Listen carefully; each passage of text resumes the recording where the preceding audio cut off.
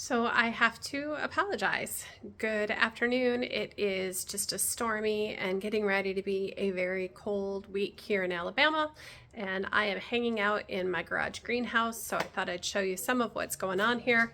Nothing horribly exciting. I do have my ferns and my geranium that I brought in. This geranium I'm pretty proud of. You can see she's doing pretty well. She even has a bloom on her. I got on clearance end of last year because it was the end of the season, and I know if I bring my pots into the garage, they will come back year after year after year. So really happy with that one. I got her, I think, for just a couple dollars, and she's gotten larger over the winter. I did cut her back, but she's already in bloom. Also, I've got my ferns. This is their third winter coming into the garage, and they're looking a little ratty, as you can see. But it doesn't really matter because this will all come back when I put her out on the porch. Not too long, probably middle of March, beginning of April, I will be able to put them out full time on the porch, and they'll spring right back to life and look great. And it's saving me, $60, $70 every year from not having to buy new ferns. So that's a good find.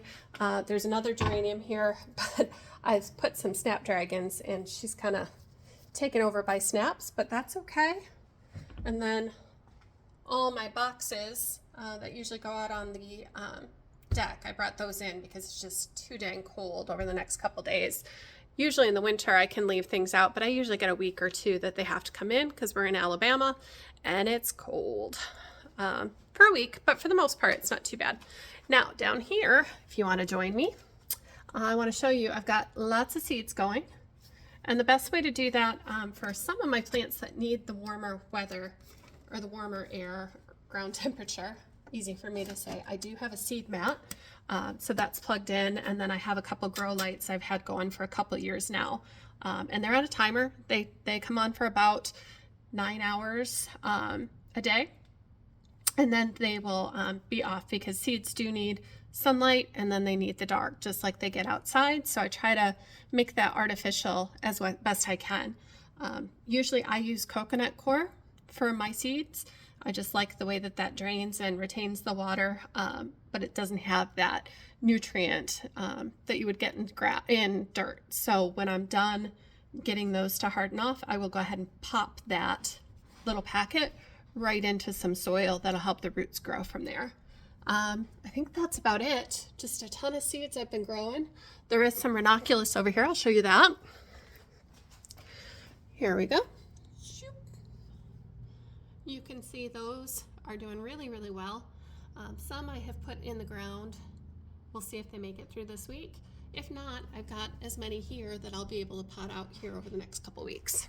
So that is kind of the conclusion of what we got going on, and I am so looking forward to being able to show you what's going on in the garden, but we're probably about a month away from that. Usually middle to end of February I'll start getting some flowers going. My daffodils are up. Fortunately I have a couple that have bloomed, but not too many. They should be okay. My creeping thyme is in bloom, but it'll be okay as well, and I'll get lots more blooms after it warms back up. Happens every year. It's just kind of disheartening because I want to play out in the dirt, and instead I'm in here playing, but I'm still playing, so that's cool. And I have my house plants. So that's what's going on. I will catch back with you guys probably in a week or two and let you know how the garden's coming along outside.